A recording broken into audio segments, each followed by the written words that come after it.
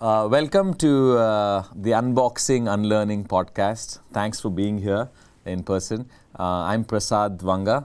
I run a company called ANTHILL Ventures. I'd like for all of you to introduce yourselves.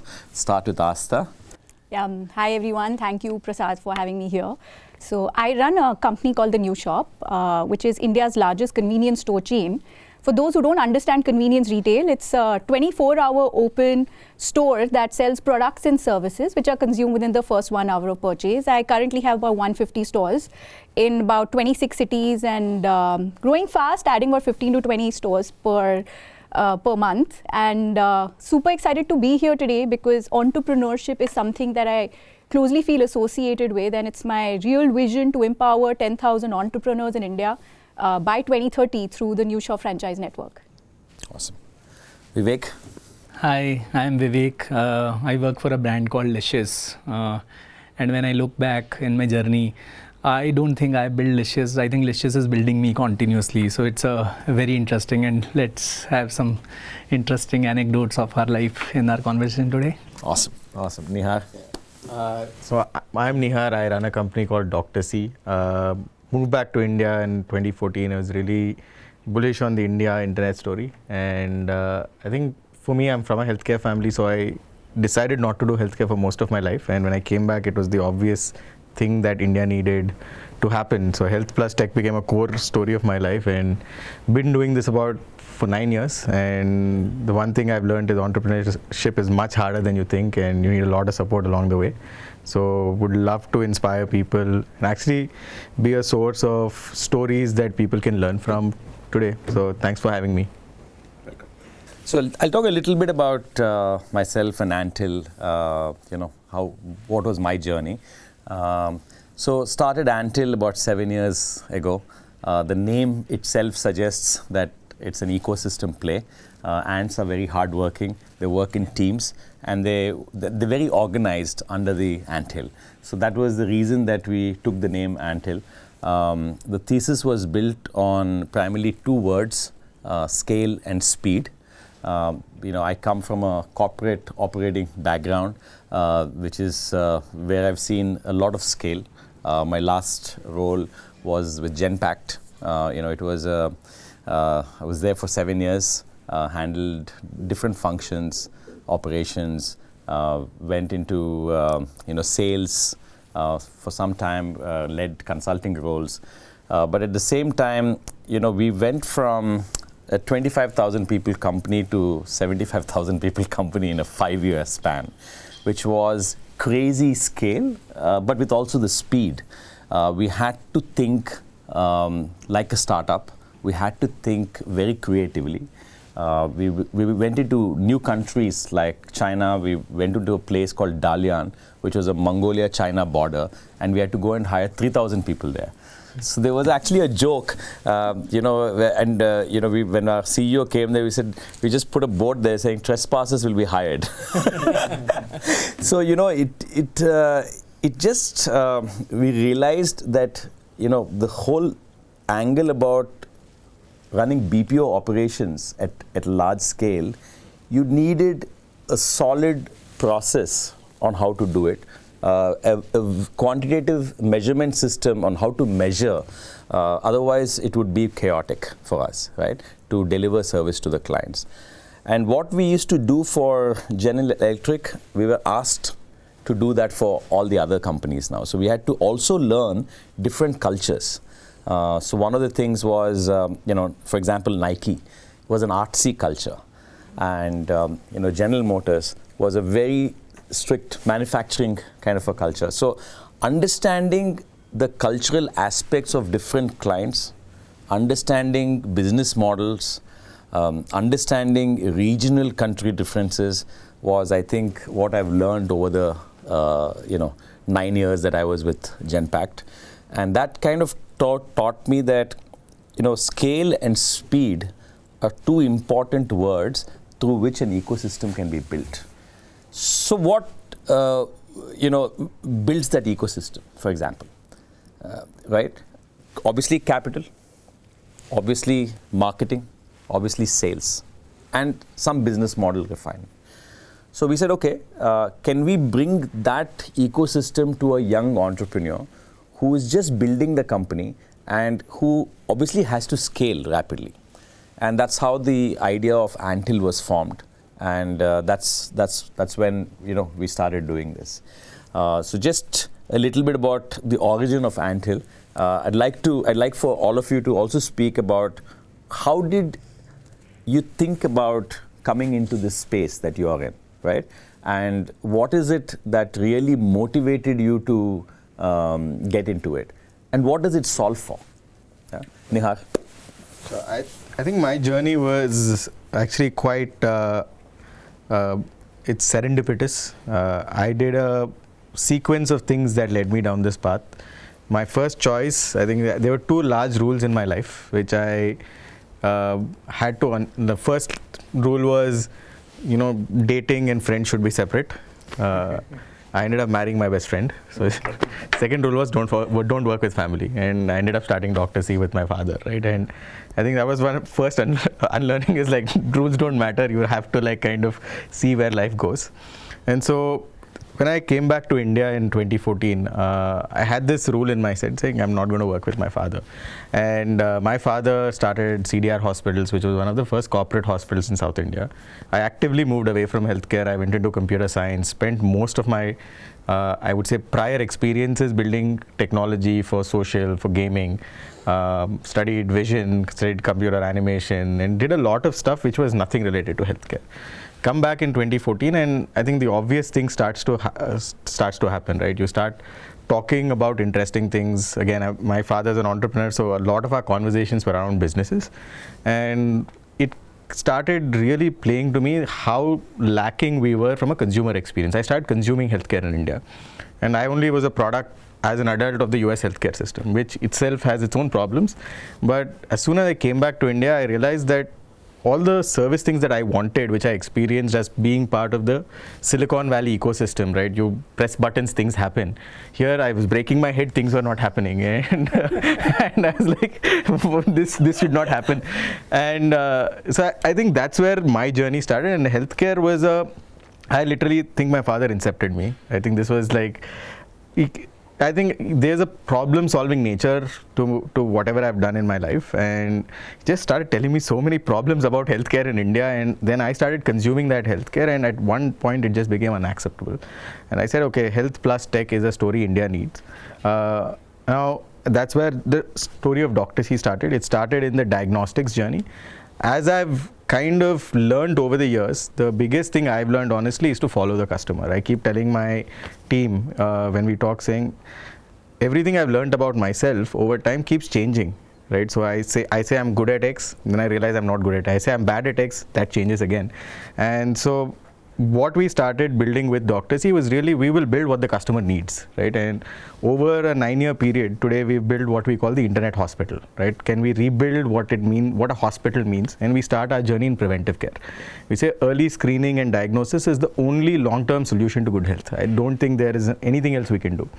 And so we literally moved into a space from moving from diagnostics to really helping people at scale. Today, I would say, that's a big focus area, and I think with the population we have, I think we're the largest population in the world now, and we are also the largest underserved population in the world now from a healthcare point of view. At the same time, we are one of the best systems of healthcare, I believe personally. Getting access to healthcare in India is far easier than even in the US or UK. Right? So we have a significant advantage with the market available and a significant advantage with the resources available. What's missing is the entrepreneurial ecosystem, right? How do you actually build businesses that can take the scale of India and build a for-profit at-scale solution? And I think that's how DoctorC evolved. I could not have predicted where I ended up at. I think we were talking earlier saying what you start and what you end up with often are not the same. And as an entrepreneur, I've learned to just follow the customer. And I think that's the story of DoctorC today. That's where it has brought us, and I'm very happy to learn from customers all the time. Fantastic. So what is one mantra that, I know there are lots of people say mission statement, but those I feel are for the larger corporates. Yeah.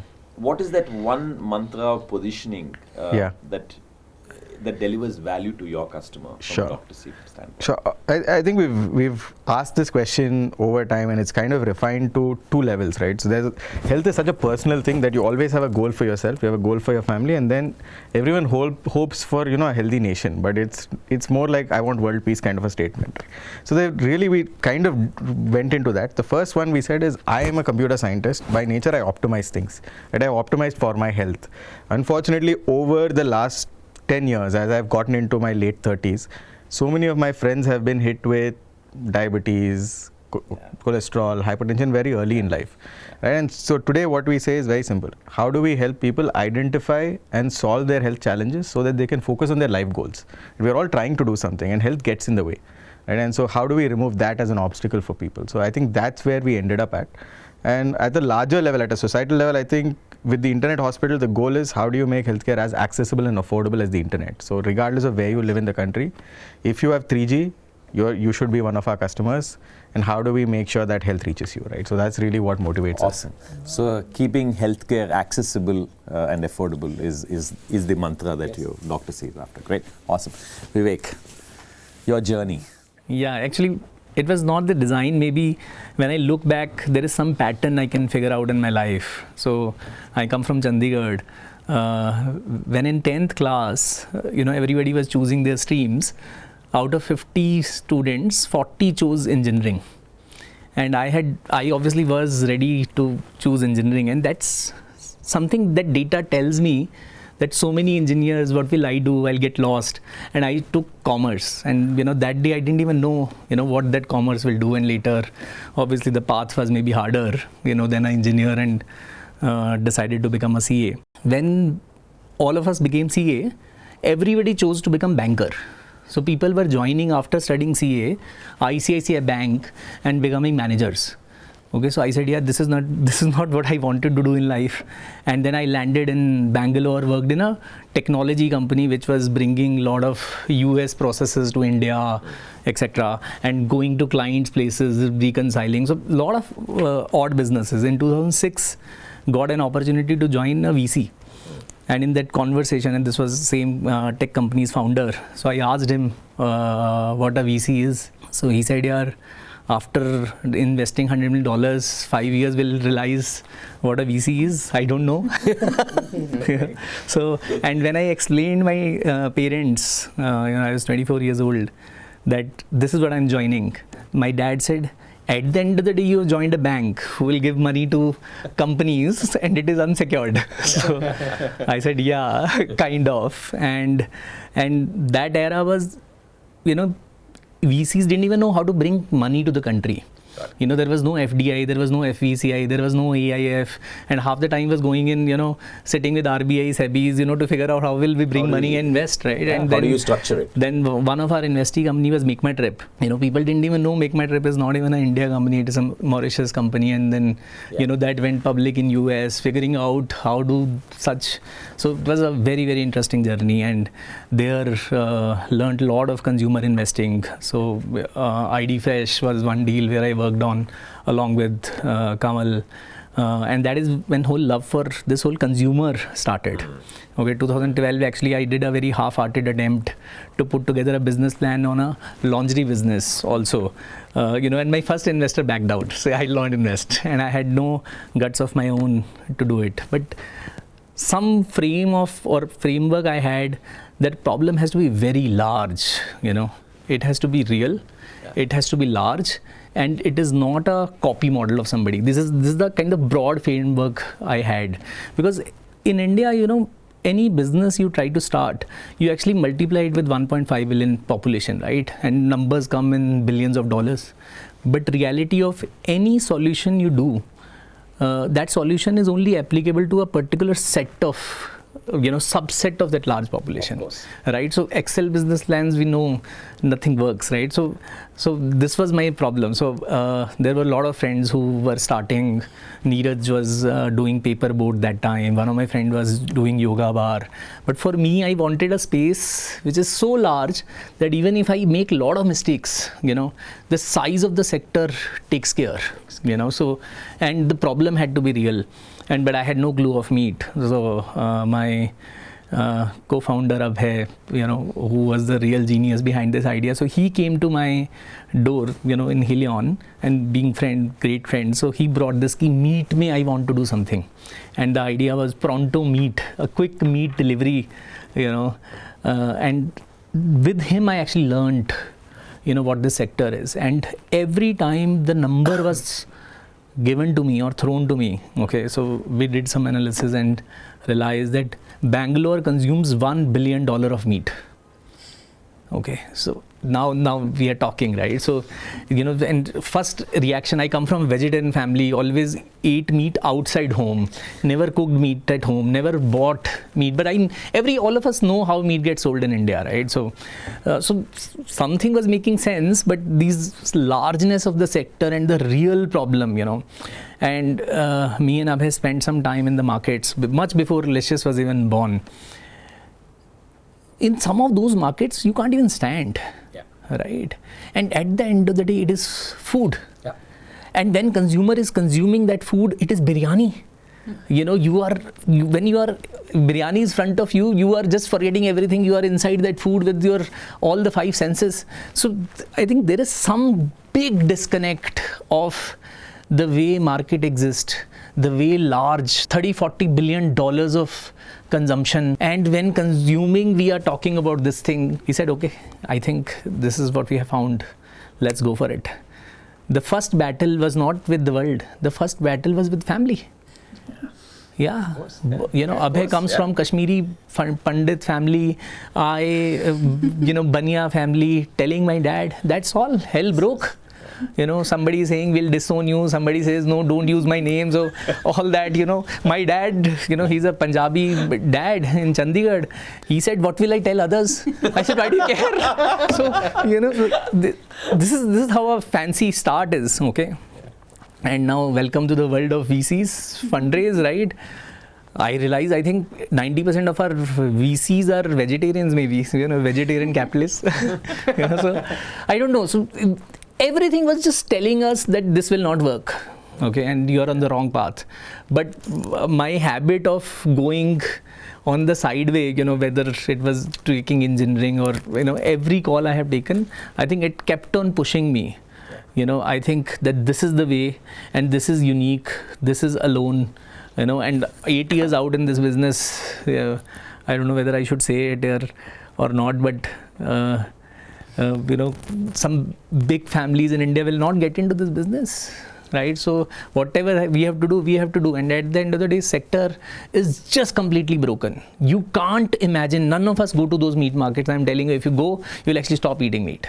Or you have to move to Licious, right? So I call it ki meat in India gets sold in gutter, right? And at the end of the day, this is what you're putting in your stomach.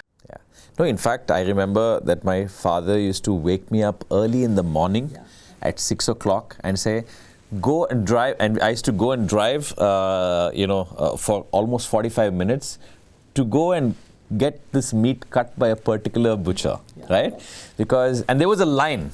Why? Because he serves good quality meat, right? That was the only reason that everybody used to go. But look, I mean, when he's cutting the meat, there are flies coming on, there is blood stains. If you just go closer to him, you might even get that blood on you, right?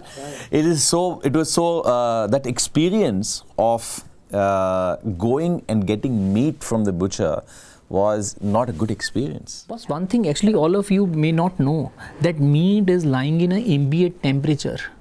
By every single minute, the microbial load on that meat is just multiplying in millions. And we don't consume like Japan, Korea, sushis. If you end up making anything out of our meats, I am telling you, we'll kick the bucket. That is the state of our meat.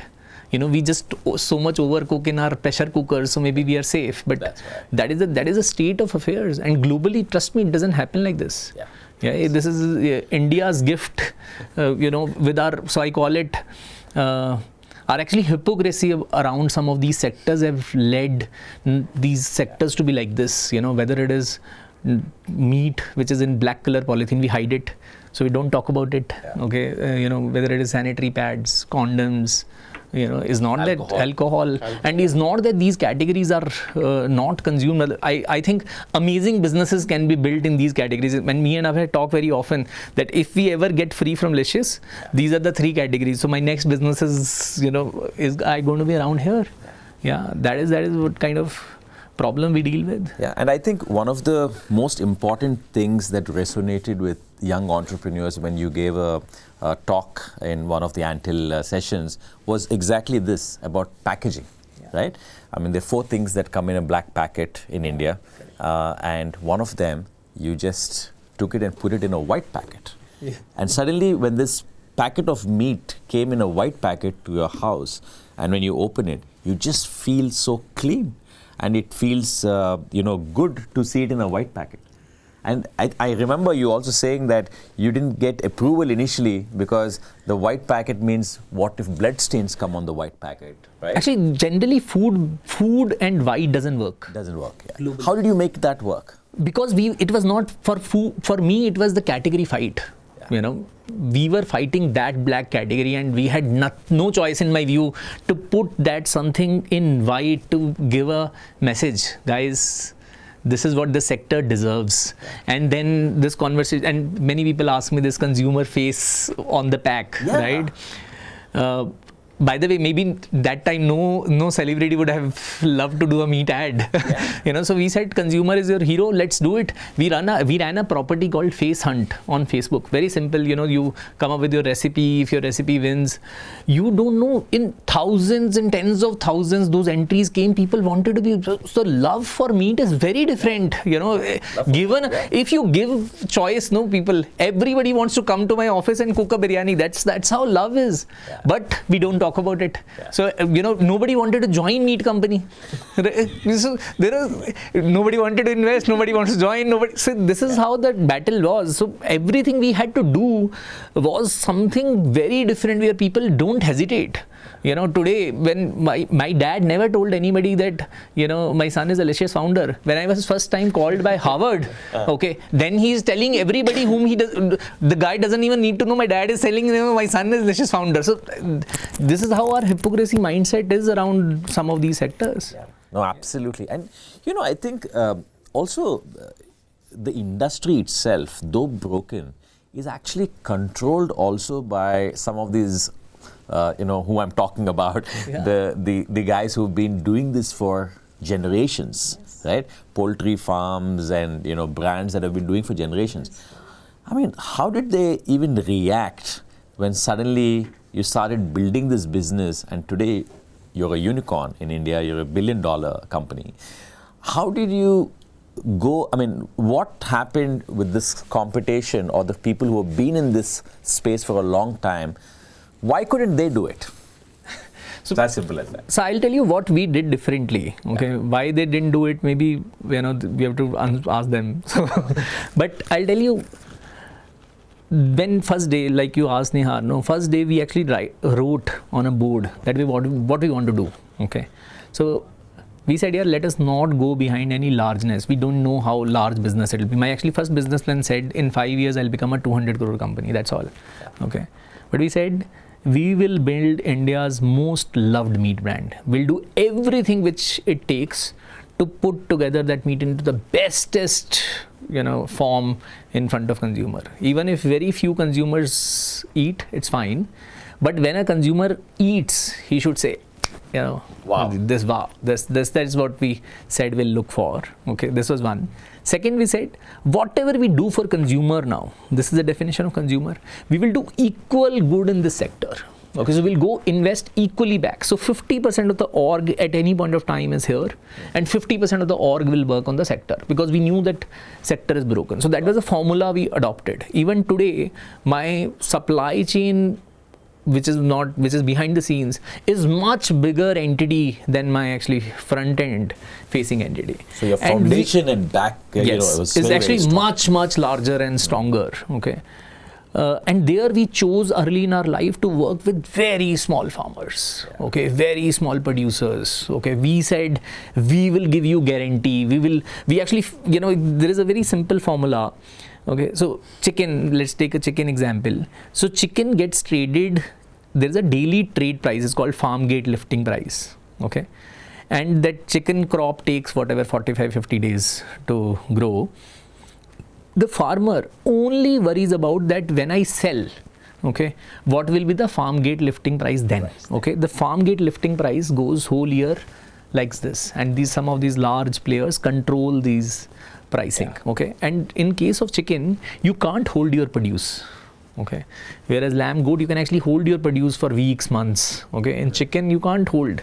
So it'll actually become unviable for consumption. So it's like just plus minus 1 day. So there is no conversation of quality.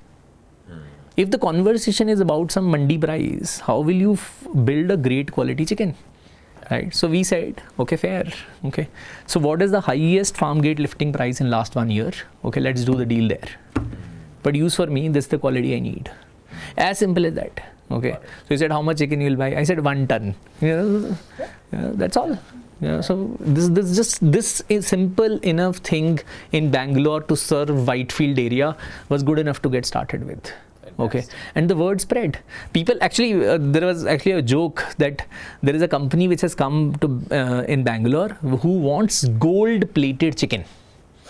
Okay, they'll give you a price of gold, but they want gold-plated chicken.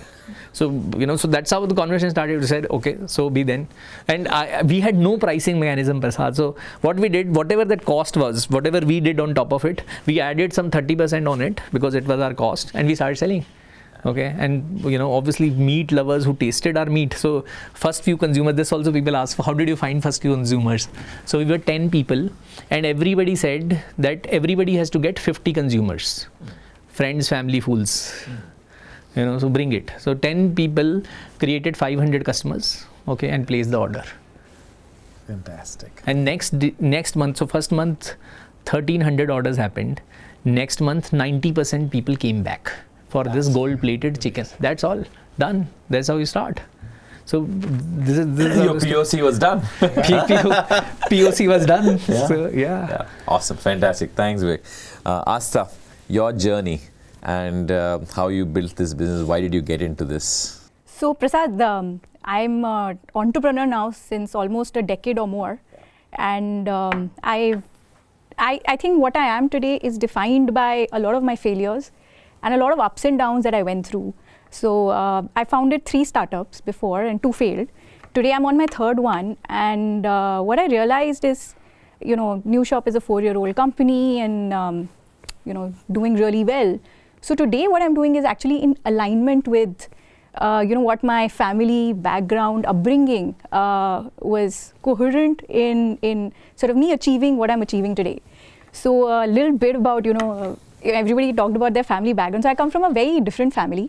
My father's side is like, I would say, one of the first doctor families of India. So pretty much everyone, grandmom, granddad, pre-independence year doctors, my dad's a doctor, everybody in my family is a doctor. So it's a hardcore professional family.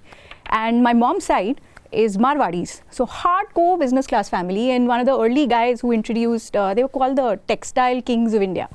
So I come from like this, turmoil kind of family background on both sides, where, one side of Brahmin family worships Saraswati, and the other side is a very Lakshmi, worshipping kind of community. Yeah. So one guy's mom side, I can't even count graduates, whereas dad's side, they're like super specialists in various medicine fields. So, growing up, I grew up one in my mom's factory or in my family hospital. And there was always constant hustle around, unka liye to paisa bada hai aur inke liye to, education bada hai. So there was always constant pressure on me to perform academically very well and obviously become a doctor. Whereas my Nana side of the family would always, teach me profit, loss, etc. from a very early age. And my Dadi, who was one of the first women doctors of India, would sit and tell me about Indira Gandhi and Madame Curie and tell me to dream big and why can't I even become the Prime Minister of India someday. So it's been a very interesting upbringing and culture. But that's what I saw, My grandparents, they used to really work their ass off. Dadi as a gynecologist would be called in 3 a.m. for a delivery or, work around the clock, hardly took vacations with their children. And my granddad was one of the first plastic surgeons of India. So he's constantly working around the clock. And no matter how much hard work they put in, what they would earn would be, the number of operations they conducted. Yeah. And the Brahmin mindset, if a patient walked into our nursing home that I don't have the money to pay for the surgery, my granddad won't even bother. Acha, aapko operation free mein. Obviously nanas were very different. But, while this was one set we saw, I saw that my maternal grandside, they were very wealthy. So they were in textile business and of course they had their own set of challenges. But for every extra hour of hard work they put in, the ROI would have been, much higher than the extra hour that my granddad would put in a surgery. So, I saw very early on how, in a business, the amount of wealth you generate is disproportionately higher in amount of the hard work you put in versus, all due respect, doctors are doing a great work. But, that did sort of fascinate me. And I used to see, my Nana Nani used to be more available for me, and my grandparents' parents never attended my birthday parties. So I practically grew up in my Nani's house, right? Because the other guys never really, they were just busy serving. So, the one thing that I realized is, growing up both in a business class versus professional family, is that when the business mind meets professionalism, entrepreneurship is created, right? I was always fascinated by the impact that this, merger could create. And, I had my own set of journeys, of failures, and I was totally confused growing up which side I wanted to go into. So, joined science with bio, realized I can't even give an insulin injection to my dadi, so forget, how am I going to ever become a doctor? Then switched to commerce, realized, this is too boring, I'm too creative, moved to arts, kept switching fields. I studied economics and then fashion and then MBA in fashion, founded startups.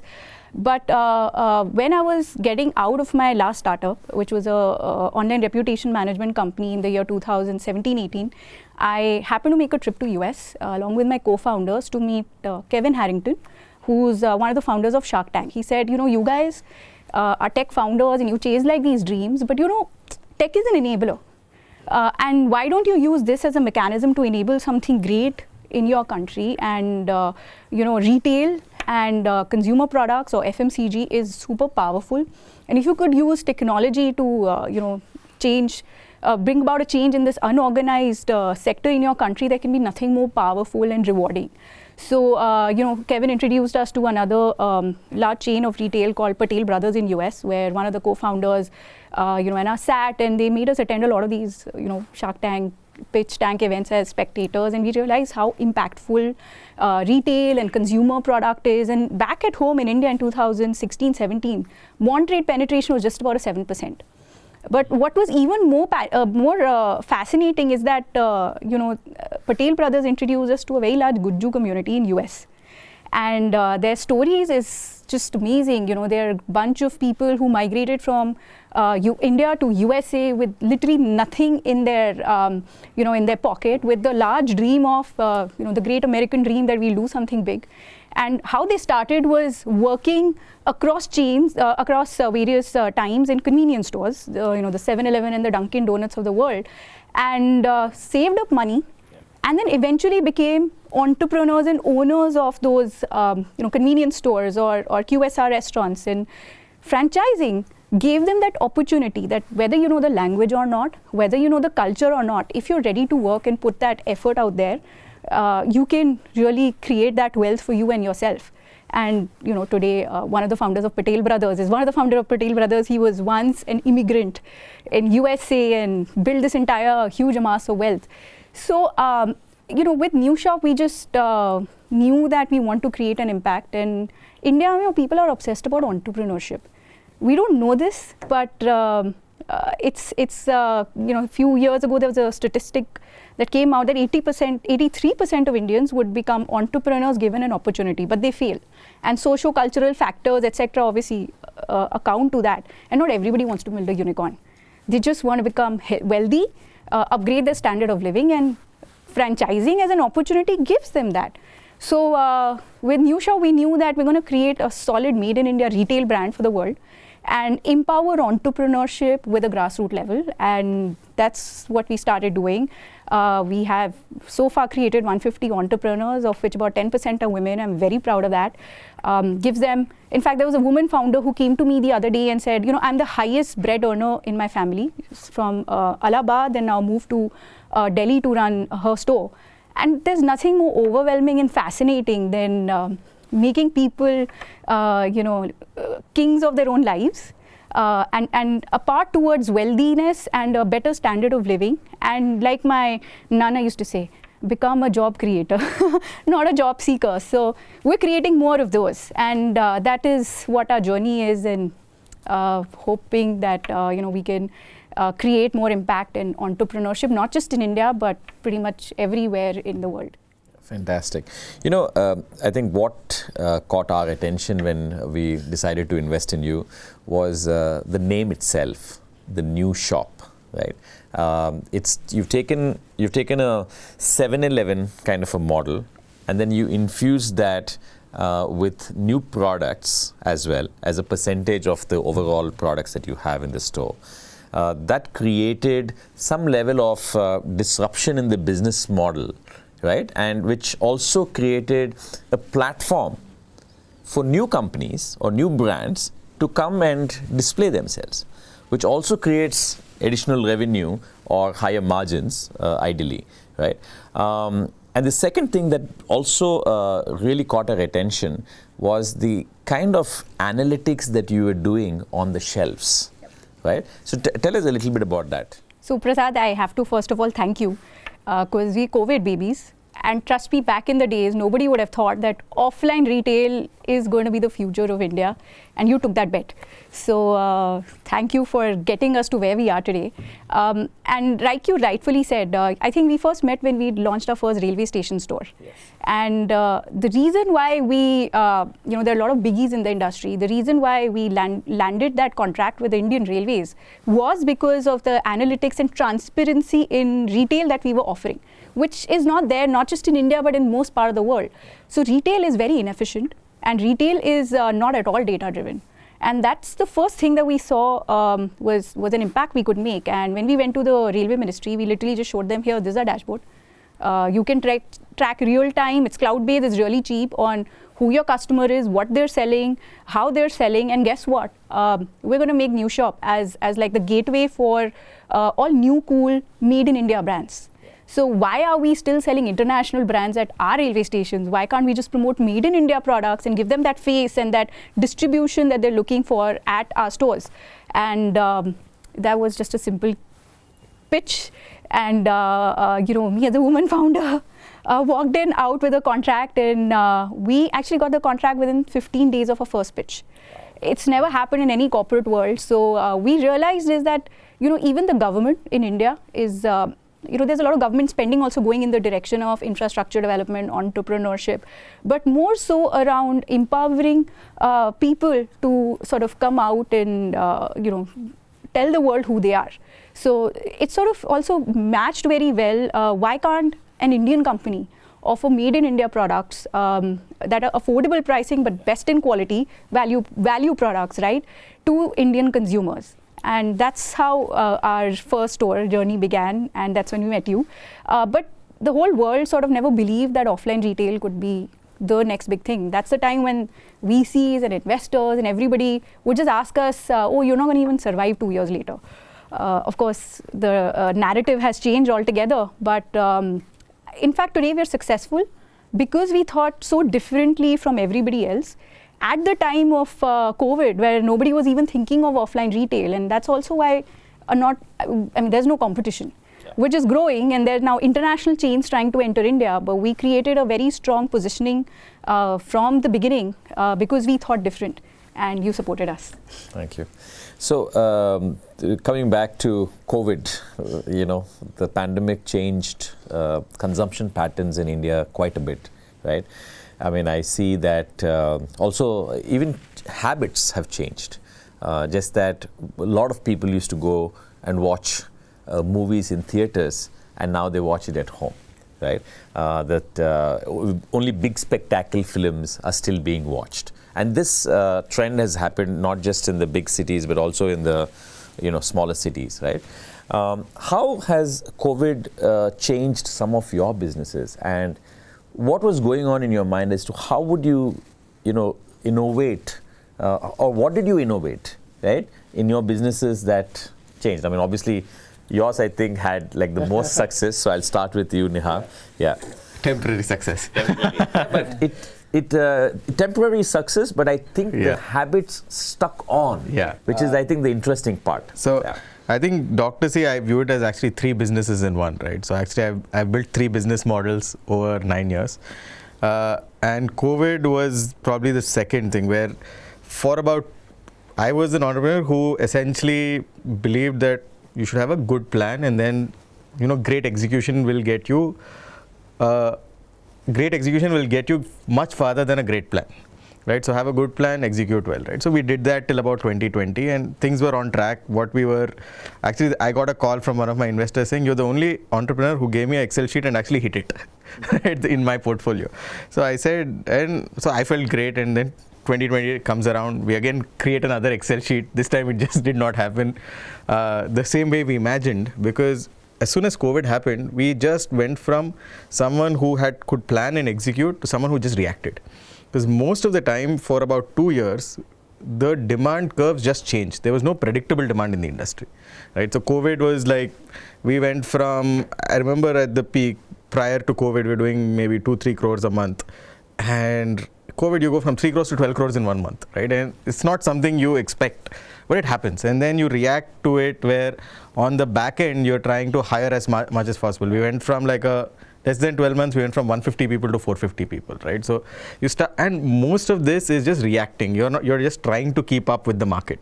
And the reason I said it was temporary is essentially 40% of our revenue became COVID. So wake up, you're thinking COVID, what do I do next? And then the second wave ends, and there's a steep fall. It goes back from like 12 crores to 3 crores. And you're like, what do I do? And by then you've hired more, you have so many people that are on your payroll. And I think for the next 8 months, which is March 20, probably 2021, April 2021, things just started getting worse, right? Things started getting worse. And by the end of December, we've stopped believing the diagnostic story, which is what I built the company on, right? Which is like, okay, what do I do, right? And you will see that as a testament of this industry. There's a recent article by the Morning Context talking about the pointlessness of Indian health tech, saying $6.5 billion, where did it go? 0 sustainable, successful companies in this market in 17 years. And they ask a valid question, right? So one of the interesting things we learned in consumer behavior is COVID created this health awareness that didn't exist, right? Everyone became more aware about their health. And the way it reflected on business metrics, it was probably one of the years where we spent the lowest on marketing, which essentially means all that money is coming to you as your take. And it's hitting your bottom line. And so marketing just kept going down, and in revenue kept going up. So you find yourself in a good position. And so what we studied over a period of couple of months was how do behaviors of healthcare change in referrals, right? So essentially that's where we started seeing consumers are telling each other, do this, do that. And in COVID, it was very, I think recommendation was the primary way people were trying to find things, because nobody had access. It was limited testing. You found a reliable provider. I remember April, May alone, we did like 100,000 homes. Right? And so suddenly we became this household name in Hyderabad, and a lot of people started hearing about us. Post-COVID, when we realized that the referral is going to be the biggest thing you're going to see, the second trend we started noticing, which is Google and Facebook, like they started hitting their market caps and number of advertisers stopped growing, right? So the only way that they started making money is increasing what it costs to acquire a customer, right? So you're just spending more for the same customer. And I think there was a point in this business where we were probably driving 60% of revenue through performance marketing, and we got really optimized into that. And so we had to reinvent our entire acquisition. We said, hey, I think I still have this thesis saying if you're a sub 1,000 rupee brand in India, in 5 years you cannot be a digital brand, because it will be too expensive to acquire a customer. If your transaction sizes are sub 1,000, And I'll add another caveat, if you're in a low repeat industry, so you can't depend on a customer coming back because the industry doesn't have repeat rates. That was story of diagnostics. No one wants a diagnostic test, right? So you're sitting in an industry where people want to test once, twice, paranoid test 3-4 times, but the large majority will not test. So sub 1,000 rupee brands will not be able to crack digital as a channel.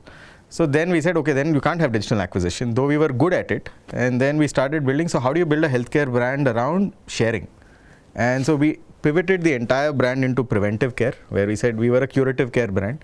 We said curative care digital story is not going to work. So we went into preventive care, and essentially the mantra became, how do I get you to tell your friends to do and family to do preventive care? And how do we get the same word of mouth we saw in COVID? So actually we started, like the internal code name of the project was called the viral health check, right? So how do you build that? And that was a long journey, but I think the consumer mindset shifted to health awareness. We were able to detect that, pretty much said this is where the business needs to pivot to, and spend 2 years doing it. And today I would say I'm very bullish on this not being a temporary shift in mindset. We are seeing it play across 2 years, and it's only been accelerating, not decelerating. So COVID changed the world for the better, but you had to adapt to take advantage of the new world. And we are in a completely different healthcare system today than we were pre-2020. Absolutely. And I think what COVID also taught us is to be a little careful about, this whole health situation, right? Like it's better to prevent it rather than happening. So a lot more people, I feel, are actually doing more diagnostic tests now than before. Of course. Right? And they just want to ensure that they're fine. There's lots of vitamin deficiency tests going on. There's lots of allergy tests going on, right? And almost to the fact that now they also want a DNA, that whole test to see, what potential issues can come up, right? What's next? But this early diseases, Neehar, so people now get so much of this hypertensions faster, so many cases of heart attacks. So that is not changing the behavior on diagnostics? It is changing, but it's changing in a way that I think we need to name this something, right? It is the moment in your life that you realize you're mortal, right? And it happens for different people at different types. It's usually a mid-30s. It's like quarter life crisis. This is like a 30s crisis that we all hit, where you see someone in your family have a negative, or friends have a negative health effect, at which point you start caring, right? That started happening faster after COVID, because we all saw immense amount of loss. So people, like you said, it is accelerating testing in a different way, where people today are choosing to get tested without depending on their doctor, right? In the past, you felt sick, you went to a doctor and you got tested. Today, what you're doing is, I just will do the test, because in India, testing is the lowest. I think we are cheaper than any other country on testing. If you take a basic, let's say a sugar test, you do a blood test for sugar in the US, it's going to cost you $100. You do a blood test in India, it's 100 rupees. And that's an expensive blood test. You can actually do it for like 5 rupees if you get like one of the point of care devices, right? So the economies are on your side. It is not a function of money anymore, right? Healthcare, preventively, I honestly think that the average person does not need to spend more than 200 rupees a year on healthcare to screen for pretty much all the big ones. And that brings it down to the affordability of everybody, right? And so that's where Indian economies are, as well as the Indian population is. We just now have to make the connection for it to happen. It is happening. It is happening. I generally call this problem, awareness is there. I think we have to build concentration when people really start doing it. So, yeah. So, and that's why sharing helps, right? If I am telling you, saying I did this, you should do it. We've seen that works a lot better than the other traditional way of someone trying to directly market to you. Absolutely. I also think a lot of doctors these days have started emphasizing the importance of prevention is better than cure. Yes. So are you also seeing that? Absolutely. As like I think, and this is getting accelerated by doctors adopting the policy of better to be safe than, sorry kind of a model. Again, fueled by COVID. I will say that's the shift where everyone is like, it doesn't cost you anything, right? And especially for a large percentage of the population getting a blood test today. And I'll just, if you give you an example of the economy. So a health check in India prior to COVID, these are 60 parameters, okay? Typically all your lungs, major diseases would retail where you went to some physical place for 1500 rupees. Today you can do the same thing at home at one of the online brands for under $399. They will come home, do it, and you get the results on WhatsApp. And that is the difference that COVID made. And you're seeing so every time price drops, you're going to get a bigger market. And we're seeing that happen in preventive care. And I can tell you, the same test that costs $399, you buy it retail, where you walk into a typical store, you're spending $3,000. Right? So there's a huge price differential that is now getting more and more, I would say, more and more awareness is coming around the price differential to the consumer. So consumer also knows. I'll give you an example of vitamins that you're talking about. A vitamin D test. You go to a retail brand, any of the big guys, it's going to cost you $2,000, $2,500. We have it on our website. You can buy it at $2,000. But that is if you buy it under the category curative care. That means someone prescribed you bought it under vitamin check. Just go to a different tab called health checks, which will also have a vitamin check, which is the same product but preventive care. A vitamin check, which includes, let's say, D, B12, will be 600 rupees. And you're getting more tests. Right, so this is the shift. It's just on a different tab. It's there on every website. You go to every website that is doing healthcare in India, do vitamin on their actual curative page, do vitamin on their preventive page. You will see like there's a 70% discount, right? And that's the world we live in, and that awareness is only going up, right? And COVID made that happen. So we're going to see more people test a lot more often. Especially in these categories. And I still remember that, I was prescribed a bunch of tests. So when I went to the app of DoctorC and I started putting all these tests, suddenly it came out to be a huge amount. Then I called one of the, persons he said, don't worry, we'll try and see. And then they actually grouped some of those tests into the health checkups, and then the price drop happened, right? So I think one more interesting feature of this concept called Internet Hospital that you created is also that as soon as I finish my test and the results come in the evening, right, as it's really quick, now I have to see a doctor. Yeah. And you immediately arrange a call with a doctor. Yeah.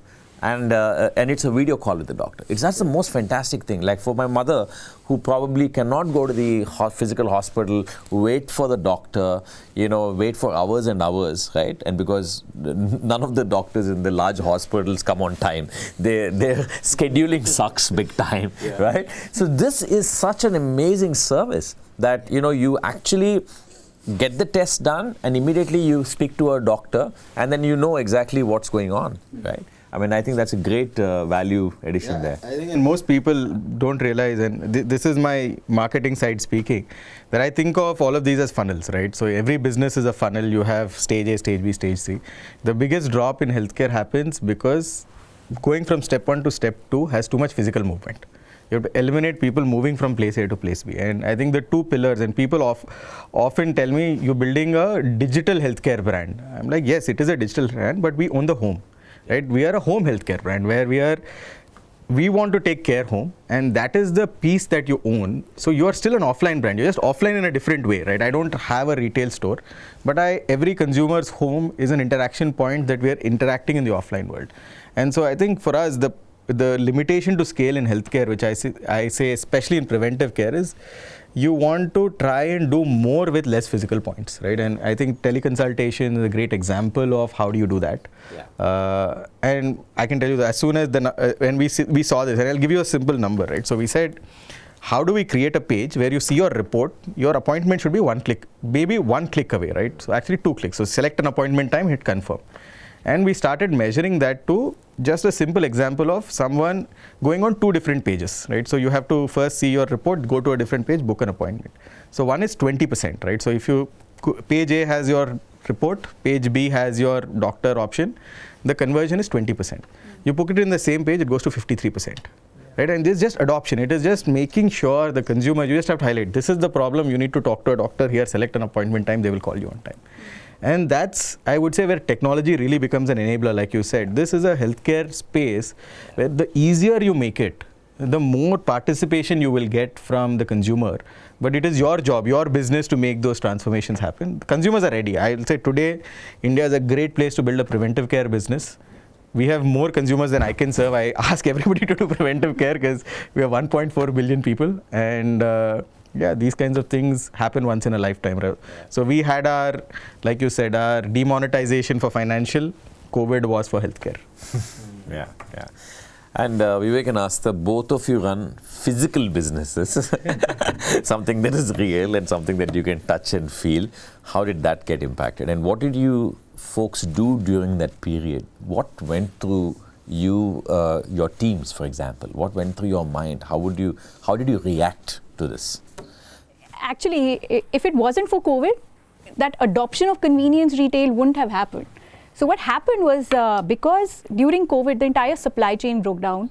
The traditional retail could not adapt to this fast-growing customer, and they weren't offering standardization, quick, round-the-clock access. Yeah. And customers really, when they think of shopping for their daily needs, they literally have to go somewhere. That going somewhere got restricted during lockdowns, right? And like the closest retail stores to all our homes would be like a 2 to 3 kilometer drive, and then you have to go there, park your car. You're wasting like some 3-4 hours, and then there are long waiting lines, right? So that traditional retail was not sort of solving the problem for the customers, especially during COVID, when the customer not only got more awareness on healthcare, but also for standardization, hygiene. I mean, never before did you ever go to like a traditional retail store, pick up the product and see expiry date, or the packaging, right? Or read through the ingredients. And traditional general trade does not offer that experience to a customer. You can not interact with the product. The touch and feel element was completely missing in your typical general trade stores. Yeah. And that's what people started to get awareness of and wanted a new kind of a retail format which offered them the experience of experiencing and interacting with what they were buying, right? And we saw that very early on. People started reaching out to our warehouses, आप store kholo, residential area mein kholo, hum franchise lene ko tayar hai, right? And that's how, from November 2020 onwards, we started expanding into residential areas. There were a lot of challenges, we're the only chain operating 24 hours pan-India. How do you figure out licenses? How do you, the biggest myth was, रात को 8 बजे के बाद India में shopping करने कौन जाता है? And just because it's not happened in the past doesn't mean there's no latent demand for it. And, that is interesting fact. Most of our sales, 66% happen after 10 p.m. Wow. So, what are they coming and buying? I'm curious. Do you want me to say all of the things right here? Are we selling black polythene bags? No, we don't. We have beautiful, transparent, white bags because that's where people believe and trust in food. Yeah. So, of course, quick on-the-go food is our number one category, as it is in every convenience store. And if raat ko 12 baje you want a cake, tell me a place where you can find it, which is reasonable, standardized, hygienic, and you can buy the cake and step out of the store within 2 minutes. So convenience retail is a multiple trillion-dollar industry outside of India. Just because it's not happened in India does not mean there's no latent demand. We just, as young customers, we just realized, we are awake all night. I thought you were contributing to the 1.4 billion population indirectly. Second thing that happened during COVID is, like you mentioned, people are not going to picture halls anymore. So OTT consumption started increasing. And that's what made people stay awake at night longer. Yeah. The work from home started making people awake longer. So they're binge watching and then binge they're watching eating. And when they're awake. So the average sleeping time in Delhi NCR, which is where we started out of, increased to maybe 1 a.m. at COVID. So all these things were happening. Yeah. And, we just saw that we are the young people who need this kind of a product offering. And, we just wanted one of these large convenience store chains to enter India. They weren't entering. Okay, we'll be the ones who will create the product we ourselves want to consume. So that's how the first set of residential convenience stores opened in various localities of, Delhi NCR. And we never had to advertise. The advantage of offline retail is that till date we have zero CAC, right? Our big hoarding, which says the new shop open 24 hours, is just enough to ensure that in that hyper-local radius, the word of mouth spreads like anything, and the young guys find a way to buy a quick smoke at the new shop store. Especially, for example, women, right? Again, closet smokers. They won't go to that panwala shop at like 8 p.m. or even 4 p.m. or even broad daylight to buy a packet of cigarettes. Yeah. They'll come to the new shop store to buy the packet of cigarettes. And that's why two products that have the highest affinity for us is Gold Flakes with Kit Kat. Because most of our consumers who are buying smokes are actually women, and they don't like Center Fresh with it, they actually like Kit Kat with it. Wow. It's a different I'm world. sure Goldflake, they wouldn't have realized this. Yeah. and No, they this don't. goes We had to let together. them know. We had to let them know. Wow. That's So amazing. and so with the Kit Kat, right? We had to let the Goldflake Nestle with guys Kit know. Kat. So a lot of, India is a very different country. There is, my bulk of us are under 35, and these under 35 are, the millennials and Gen Zs. People don't understand them, and nobody's actively thinking on what they need, what they don't need, and they need experiences. They'll spend money on experiences, and they will go out for experiences. And yes, it's easy to order stuff home, but let's be real. Don't we all like going out? And that was the consumer-centric need that we wanted to solve, and we got it bang on with our first few retail stores. But that's when we realized the bigger need and bigger problem, which was a lot of people were losing jobs during COVID. A lot of F&B businesses were shutting down. A lot of different, a lot of people were just jobless. And they were all just looking at what do we do now? And, as you would know, FMCG businesses are COVID-proof, recession-proof, everything-proof. So they know that that new shop store near my home is open 24 hours. There's always customers parked there, and it's always full of people. Why don't I just get the franchise of that?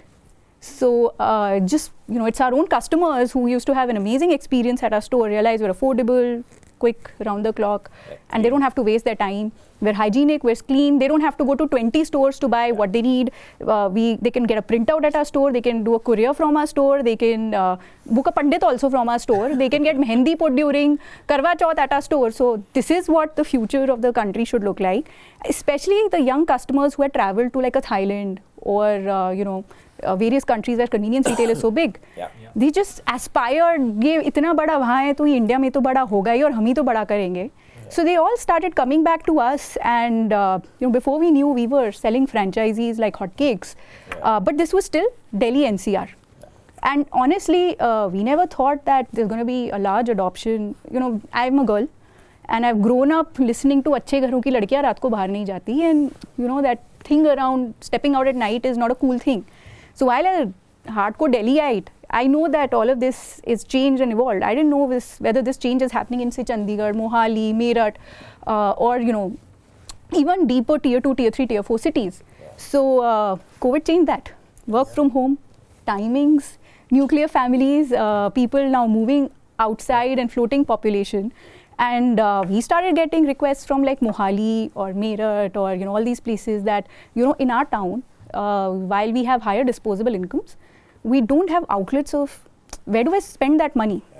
I mean, yes, there are some picture halls. Apart from that, where do I hang out? There is no such place. So we think this will do really well in a tier 2, tier 3, tier 4 city as well. And by the way, this is all COVID, right? Absolutely. This is all happening during COVID. And we were like, okay, what do we have to lose? Let's just try one store, but we'll run it as a franchise-owned company-operated store. We don't want the guy to lose money. Retailers in India are all loss-making, except DMart. So we were also a little worried about making somebody invest their money. We shouldn't, that person should not be making a loss.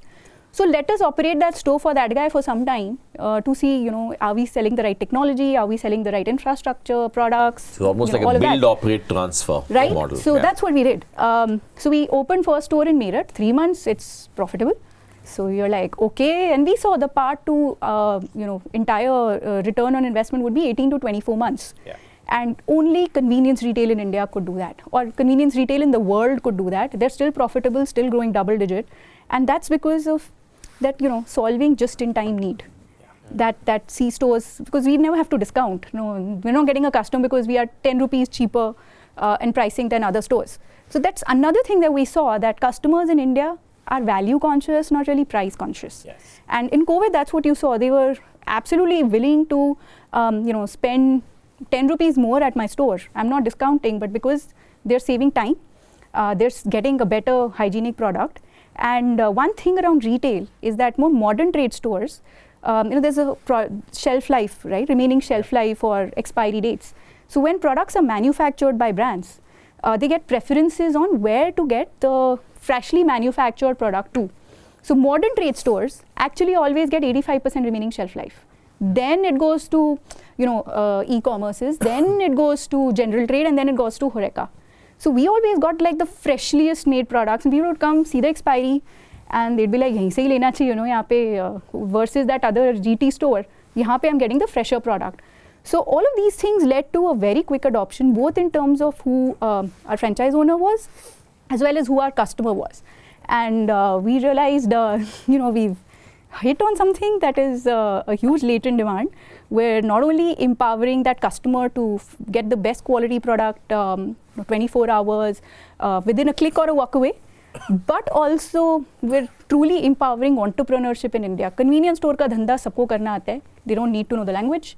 They don't need to know any exceptional business skill. We have the right training. We build the right training and we impart them, and that's what we did. Build, scale, sell.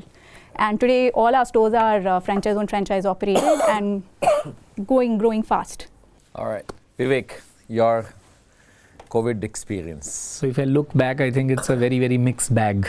Okay, so good things happened, bad things happened, a lot of learnings.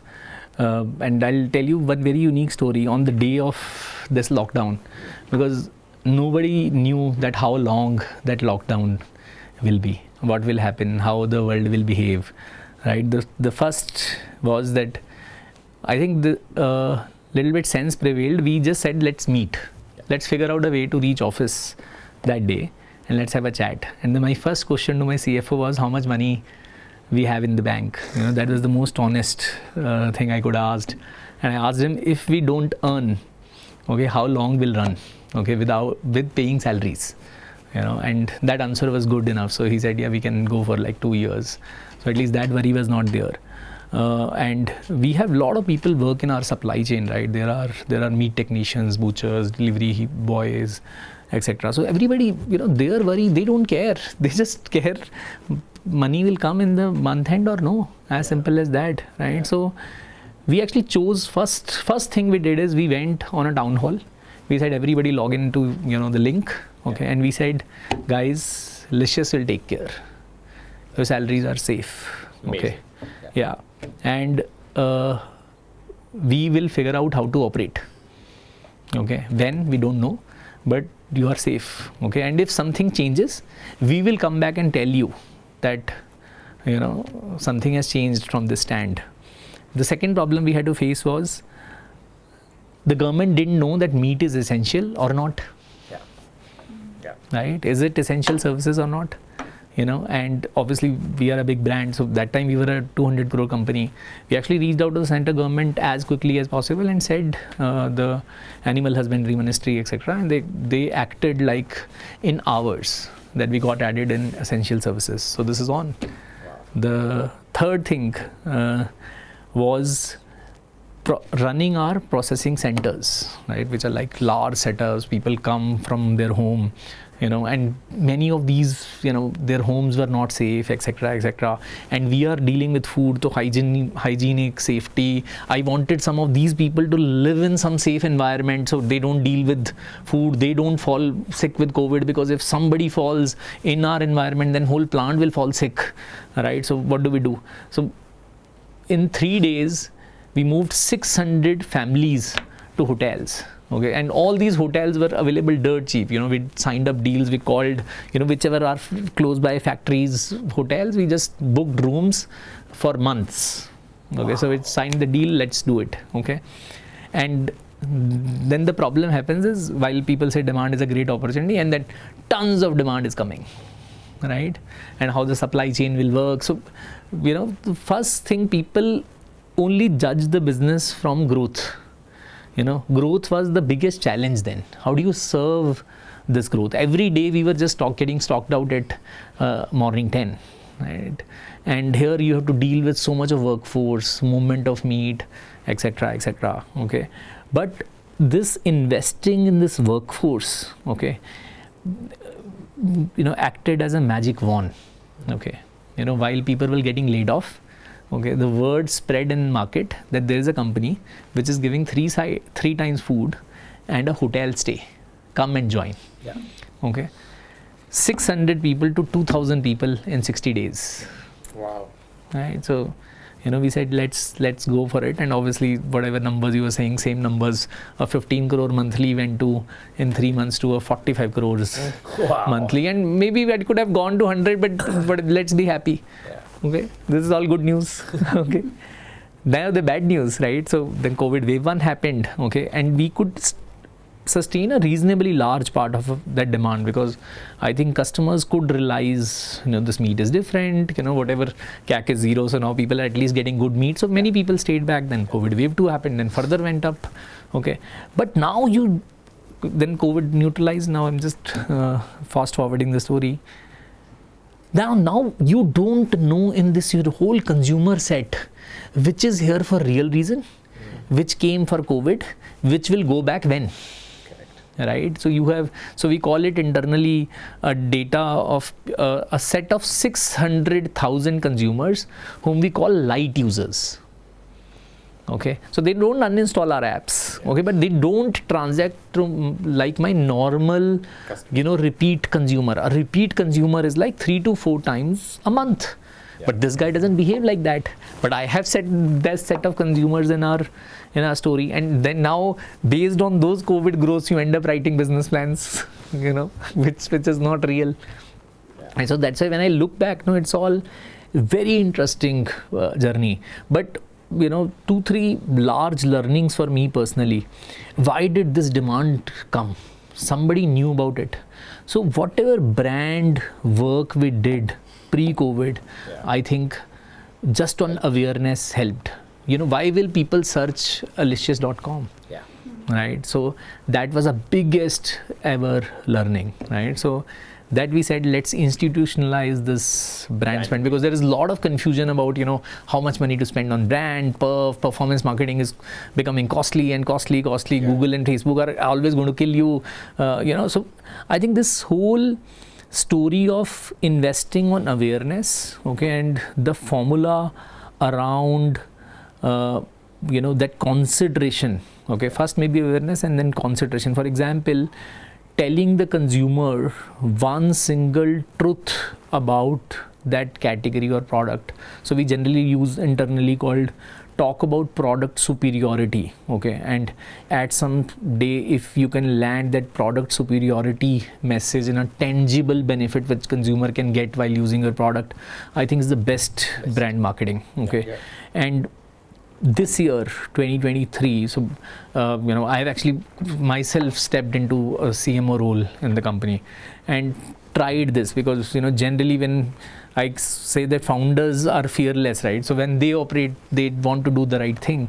I actually cut the perf marketing budget by 60% and brought it to 30% of my total marketing, and just fundamentally stayed at brand investing, and we grew more than actually annual growth rate than any other year. So so continuously, if you just do this whole game on product awareness, and at some stage, bring the traffic, and lot of work has to happen. Then within your tech, as you said, you move this thing, reading your own funnels, what consumer is doing on your app, for example, very interesting learning we had is, if a customer, for example, you 3 are customers and come on our app, but you have come to buy chicken, you have come to buy fish, you have come to buy mutton, this is a store experience within an app. So a chicken guy, in a jiffy, the conversions are like 65-70%, okay. The mutton guy is very different, and fish is like totally different ball game. So building, individual category stores within the app was also, another game. You also asked this whole COVID behavior. I think consumers are changing very, very fast. Okay, so 50% of, let's say, chicken is the most, we call it most commoditized, but 50% of chicken sales happen from value-added cuts of chicken itself. So not the basic chicken curry cut, how the world has, or India has treated, chicken loaves, cut it in the pieces and put it in the thela. Our 50% of revenue comes from value-added cut. When a customer is buying actually a value-added cut, he's not making a chicken curry at home. Okay, so I think the learning is, now consumers want to cook restaurant style foods at home. This is the new wave which I don't think India was seeing. Now everybody wants to be chef. You would have seen so many platforms, right? Chef, being chef at home. I also tried many times and failed. But I think this is the amazing change which has happened. Okay, and that is what another thing which we really thrived on. Okay, so Licious business we transformed in last 2 years. Okay, people say hyper local. Okay, this 30-minute delivery, 10-minute delivery is hyper local. For me, actually, it is not hyper local. Hyper local for me is in Delhi, my catalog, my selection, my design is different in East Delhi versus West Delhi versus Chitranjan Park versus INA versus Mumbai of Chembur, which has a lot of Tamilians. And every time we make even a small change, okay, consumers react. Okay, so we recently we call it rebooted mutton in Kolkata 8 weeks ago, and 3x revenue of just mutton in Kolkata, because we now launched a Kolkata style khassi mutton, which consumers eat that way. That is the local language. That is how he goes to the wet market and buy. So I think hyper local has a very large vocabulary than just making the products available. And I think once Aastha keeps going, you will find this whole habit of locality. If we can study it, and nobody can match it, because that kind of skill building at local level takes a lot of time. Whatever competition comes with hundreds of millions of dollars, it is a time taking process, and more you keep doing, more closer you go to customers. So these are the few changes which we have brought in Licious. This is, I think, very nicely put. I think there are two things that you've actually brought this out. One is that entrepreneurs have to be adaptable. Businesses have to be adaptable, right?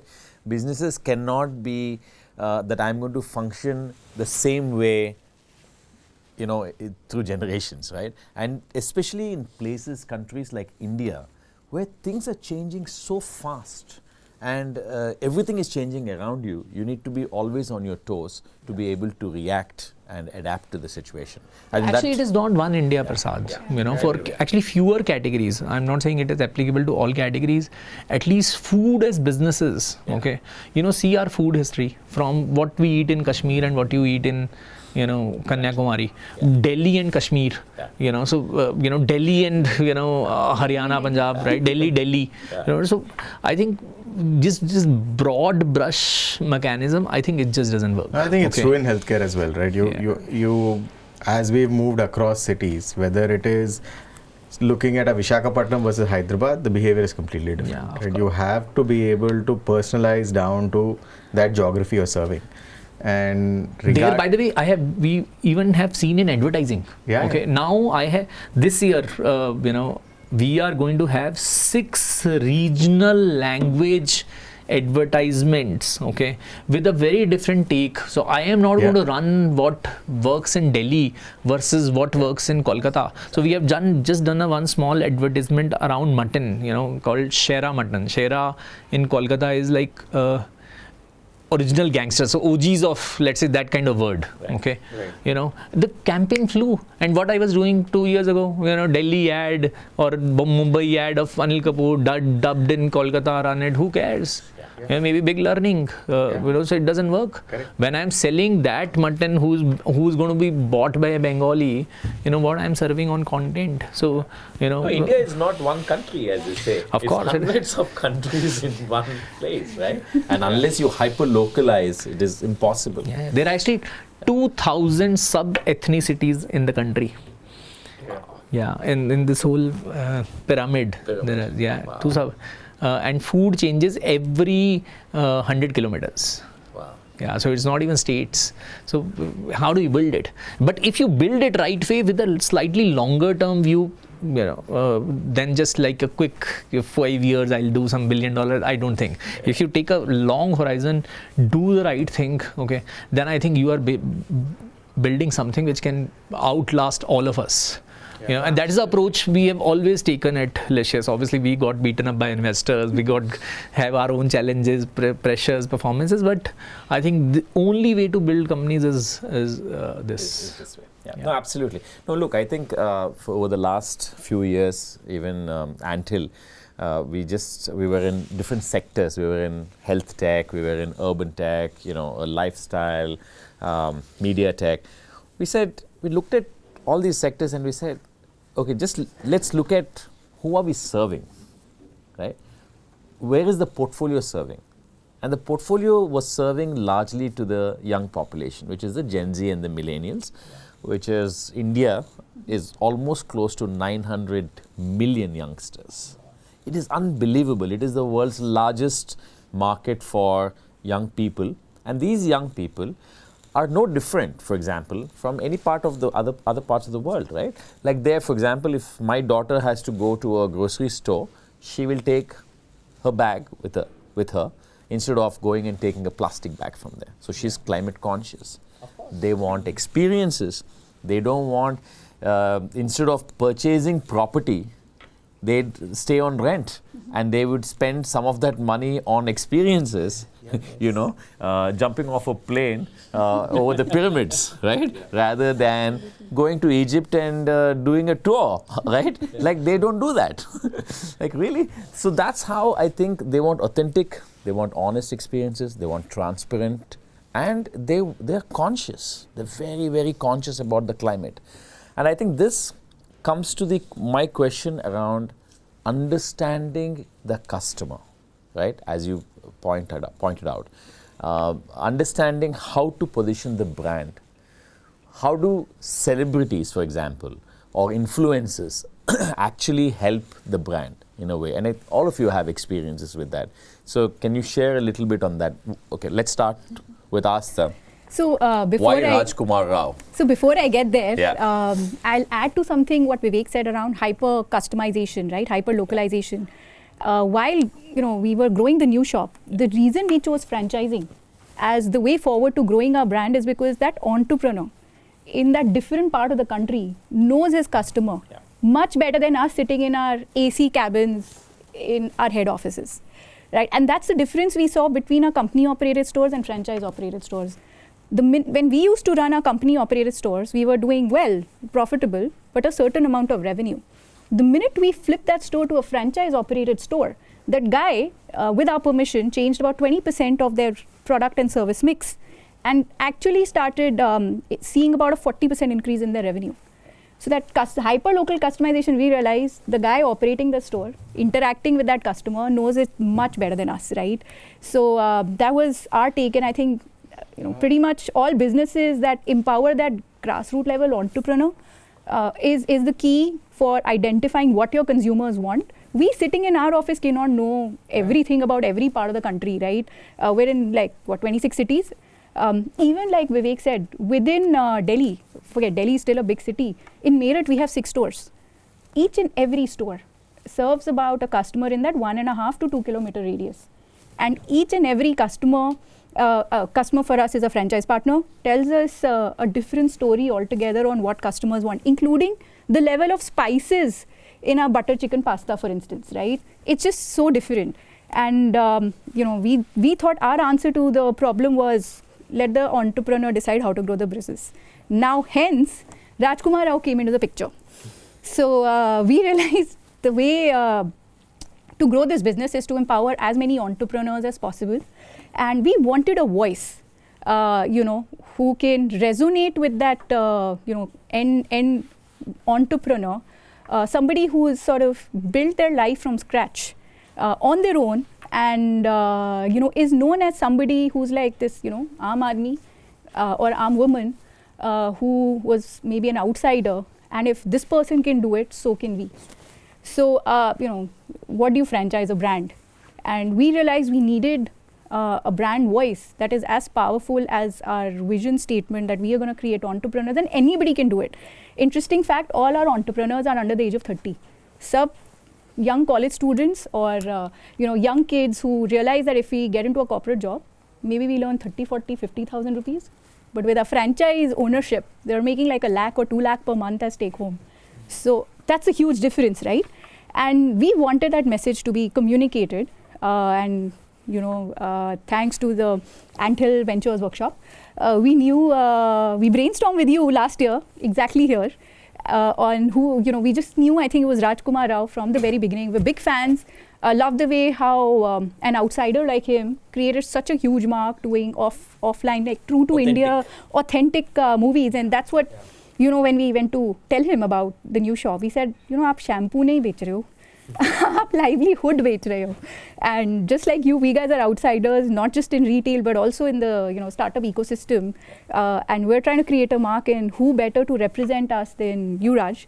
And instantly he got very excited, and it's unusual. Nobody in this world before has done this level of franchise sales marketing with a celebrity. Yeah, and I absolutely love that ad, like the way it was put together.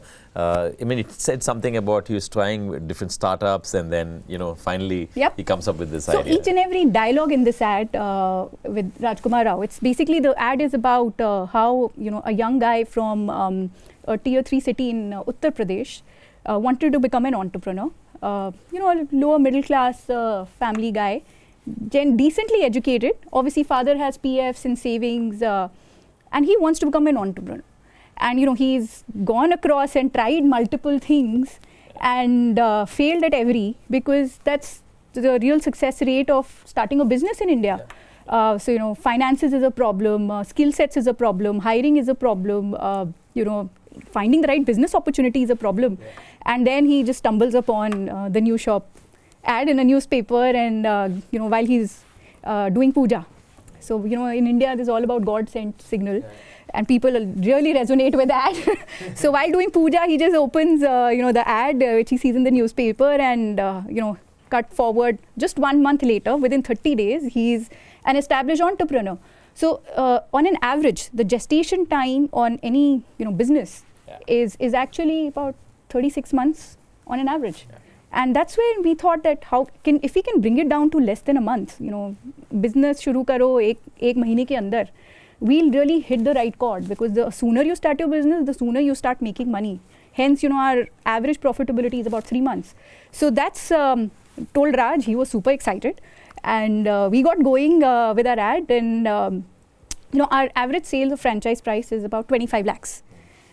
Literally, we made that money back in a month. All we had to sell was a certain number of franchisees, and we sold that, and it was an instant hit. So the reason why that ad has come out so authentic, Prasad, is because it has certain dialogues that have been told to me by the society at large. My father was a very entrepreneurial person. He's a radiologist, but he was very entrepreneurial, and he's heard a lot of evil things from a very other part of my family, my maternal side, on हर इंसान के बस की business करना नहीं होता, और पैदल में उतने ही पैर फैलाओ, चादर में इतने ही पैर फैलाओ, and there's a lot of evil messages that people communicate to that person who dares to dream to own a business. Or you dares to change anything. And like there's a dialogue there, the servant also says, अब तो मेरी पगार भी नहीं मिलने वाली, right? It's actually all these dialogues where we've heard, I have heard, my family has heard, we're professionals, right? Business nahi kiya hai kabhi, and we resonated with those dialogues so much that we, that's why it's come out authentic. वो feeling, हमारी feeling है, I failed in 2 businesses before, that has come out in that ad. And of course, Raj has had his own struggle journey. So he also said it with that emotion that everybody who is, in the studio that time shooting was actually crying and going back and saying, मेरे पापा ने ये कहा था, मेरी mummy ने ये कहा था, मेरे चाचा ने ये कहा था. So that's the time we realized this common sentiment that has sort of made all of us scared to dream big, and we wanted to make those dreams come true. So this is our contribution towards entrepreneurship. Awesome, fantastic. Vivek. Yeah, I think Indian consumer is a hard consumer. Okay, he doesn't pay money easily, but if he realizes the value, if she realizes what I'm getting, okay, there's nothing stopping back. I'll give you one data. We have roughly 1 lakh consumers who give us close to plus of 50,000 rupees a year. Tell me a platform where you spend that kind of money, and now you have a meat platform where you give. Okay, but they surely wanted to know something. So what I generally tell founders, and this has worked at Licious, from day one until today, we have invested very, very heavily on consumer inciting. Okay, so there's a function called consumer inciting, which are a team of experts which reports to us directly. Okay, so all the time we are doing consumer inciting. We never feel we have arrived, and every time there are mechanisms which we have installed in our company. So there are blind tasting sessions of our product which happens on every category. Okay, all the time in different regions. My chicken winning in Delhi does not mean it will win in Tamil Nadu. Correct. I realized that long back when we launched Tamil Nadu, that cuts of chicken in Tamil Nadu is 1/3 the size of cuts in Delhi, right? So how do you know it? Yeah. How do you figure it out? Sitting in Bangalore in some office, you can't figure it out. So I think staying close to consumer is a biggest asset, and that cannot be with somebody. That has to be with the people with the founder, I'll say, who feel for your product and the consumer most. If you do that and keep your eyes and ears open, what consumers are saying, whether now it is your product innovation, whether it is your service levels, whether what will work in future. Okay, you may go wrong, that is okay, but you can still, if correction also will happen when consumer tells you, and you have to wait for this thing. I'll tell you one more very unique thing on consumer. Consumer tells you a lot of stuff, but in the categories like meat, where actually vocabulary of meat is also missing. Okay, so we made a joke in our office. We went to producers of chicken. Okay, the producer of chicken in India deals with 2 breeds of chicken called Ross and Cobb. So anytime you go to somebody, he says, I am growing a Ross or Cobb. What do you want? Ross or Cobb? Right? So I'll tell you. Wait, hold on. When a consumer was going to the wet market, okay, he was saying, I want a fresh chicken. Correct? He doesn't care. He doesn't understand. Do anybody of you understand Ross or Cobb? But you want fresh.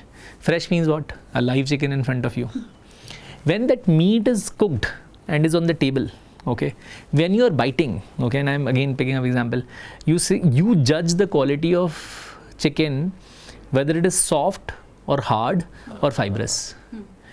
3 people dealing in the industry, 1 producer, 1 seller, buyer, and final taste. Okay, nobody is talking one language. This is the industry I deal with. So you have to give the language. Wow. Right? And then consumers are saying soft, right? So, and then we said the language obviously came out in a lot of conversations. We did 185 people across 6 different places. We came up with the language that juicy is the marker. Okay, so ye jo single malt or smoky, which somebody has done it for us and we are consuming today, I think this work we have to do. Okay, and then we said, if this is juicy, how do you go behind creating so much of standardization that every time my consumer eats this, okay, it is juicy, right? So, and we went behind it. It took us 1 year to figure out juicy, and then we ran juicy ki ad. Then we said, okay, this is not good enough. Can somebody tell us with a certificate, with the authenticity or with government participation that Licious chicken is the most juiciest chicken? Right? The way maybe Horlicks of the world would have done, or Doves or Fair and Lovelies, or we are fairer and there are marker. I think that, I'm not telling you the concluding story because there is some surprise waiting from Licious in the market. This is, I think, the kind of effort is needed to build that consumer proposition. You should, in my view today, after working 8 years in Licious, I think 70% of effort should go in that consumer inciting, right? See, there, whatever Aastha is saying, lot of consumer inciting, consumer ye bolta hai, entrepreneurship, people fail, right? This work will make your any kind of advertisement successful. Absolutely. Right? And there we have actually tried many things under the sun. While first ad we chose was with Anil Kapoor and The actually original combination was Anil Kapoor and Jackie Shroff's banter. So because foodie, we call it internally, our brand, we define our brand as hearty, gregarious gastronaut. Okay, these are internal. Hindi matlab of this is blissful rasik. So we said, we looked around, we said cinema.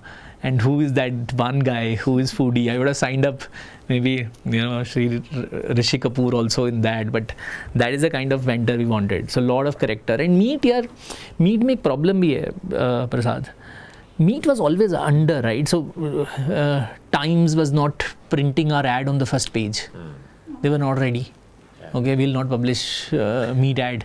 Okay, prime time nahi milega. So there's nothing written, right? So we had to bring lot of authenticity to this sector. When first time Anil Kapoor ad came on TV, you know what people called me? Not for business or anything. People called me, wow man, Vivek, you have brought meat on national prime TV. So later we were surprised. So I said, yeah, this work also we have to do. So I think a first entrant in a category has to, set the benchmark, and in the first attempt it will not go right. You have to keep doing it the right thing, and you'll fall in place when numbers will keep happening. But no, absolutely. And I think what you pointed out even in your earlier conversations was you create awareness. Yeah. You create desire, which is what you created. Yeah. Then you create knowledge, and then you have the ability and you reinforce it. Right? It is just, this is the kind of framework that I used to follow for change management to ensure that people are moving in the right direction. You can actually move them in that direction if you follow a framework, right? And you keep reinforcing it so that juicy, that word. Yes. If you look at any of the good speeches, like if you look at a Apple speech of Steve Jobs, you'll see he will keep repeating the word beautiful in different ways. Yes. And that's what Apple is known for. Aesthetic, right? That one insight, if you find, that's all. Juicy. But it will not come out in the first first attempt. So you have to, I think, build a flywheel. Okay, consumer, insight. Bring the insight, do some work around it, take it to the consumer, you'll fail again, you go back, so I think this is once you will, and every insight will give you some revenue. I am not saying it will not happen, but once you land with something magical and beautiful, that's all. This year we realized that when we merged all the sectors into one sector, and we called it urban lifestyle, we realized, okay, what does the teams look like within Anthill, right? We had market access team, basically people who would just introduce you to, potential sales or channels or whatever. We had a marketing team, but we didn't have a customer catalyst or customer research team, which now we started developing. And that is crazy insights. Just imagine if the customer research team is able to give you insights across the portfolio, and you could also actually see if one particular cosmetic company, skincare company which is focused on the millennials, and there's another nutraceutical company in the portfolio also focused on the same target group, is very interestingly, you can share insights, right? With both of them, that can be wonderful. Great, awesome. So, I'm going to ask you a different question. I remember coming to your office. Every time I used to go to his office, they all had, they would color their hair in one color. Somebody will have like a pink color, somebody will have a green color, red color. Tell us more about this. And this is all about, creating fun in your workplace, right? Because that if the teams are happy, then your customers are happy. So tell me about it. So I think this kind of started with, I think one of my early conversations with my founders was, I think we had very general rules about how to build the culture that we wanted, right? The first one of the culture was, would you have a drink with that person, right? So those are the kinds of people you will enjoy working with over a long time.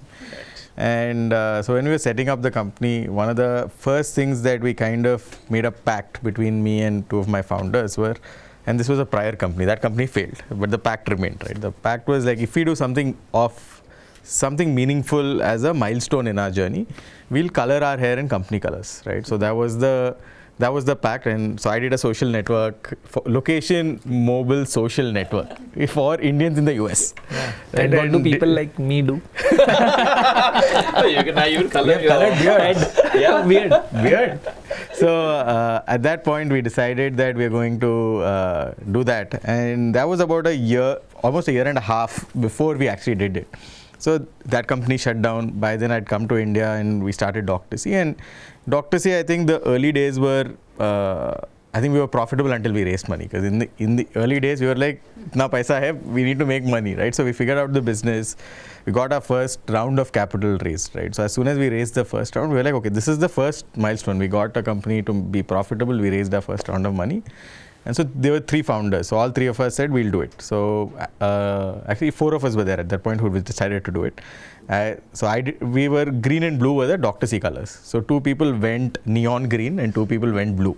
And so I still remember the article that got published because we got a lot of free press out of this, right? Because the story back then was like these founders from Silicon Valley just moved back to India, started a company, raised capital. And I remember Deccan Chronicle printed an area saying success really got to these founders' heads, and it's like our photo with all colored hair. So then fast forward a few years. So I kept that hair for almost a year and a half, right? So I would continuously recolor my hair for about a year and a half. So it started about 2014. I had it till about end of 2015, close to 2016. Then 2017 we did the next round, right? So we had one of our investors, and that's the round you guys participated in. We had the next breakthrough saying, hey, let's kind of do this in the business. And so when we did that, I think there was more excitement from people who were on the core team saying, ab fir karna hai. So then 10 of us did it, right? And it is extremely strange the reactions you get. Again, we got a bunch of press out of that. 2 years fast forward, I go into a retail store. I am shopping, I think I was shopping for clothes. Guy randomly comes up to me and, sir, where is your colored hair? Like the recollection that you get out of that, I think it really is something different. I still have one with a couple of investors. You should join. That the day we exit, all of you have to color your hair. Yeah. I don't think I have to color my hair. Yeah, you have to do it. White on it. So a bunch of my investors on exit dates have committed to coloring their hair. Okay, awesome. I'll do that. Yeah. So we have Prasad joining in, and you'll get a choice of neon green, neon pink, or neon blue. Right? I'm sure you'll get a lot of hair coloring brands to even sponsor the occasion. Yeah, absolutely. No, great. Look, I think this has been a very enriching and learning session for me individually. I mean, I know I've talked to all of you individually, but I think having all of you in a group and sharing insights, sharing experiences from the diverse backgrounds that you've come, from the diverse businesses that you have built, one thing doesn't change, and that is the flame inside you, right? For I can see that lighting so brightly in each of you, and even for somebody like Vivek, who's already taken the business at a unicorn level, he still has this flame as to what next, what should I create, what should I do next. And I think that is the most important thing to preserve in all of us. Yeah. I think we've learned many things today, from adaptability to customer insights, to accessibility, to how you develop entrepreneurship, how you change the business model to actually deliver better quality service. Thank you again for being here, being part of this show. Thank you so much, Prasad. Yeah, thank you so much for having us. Yeah, fun stories. Yeah. Love chatting with everyone. Yeah.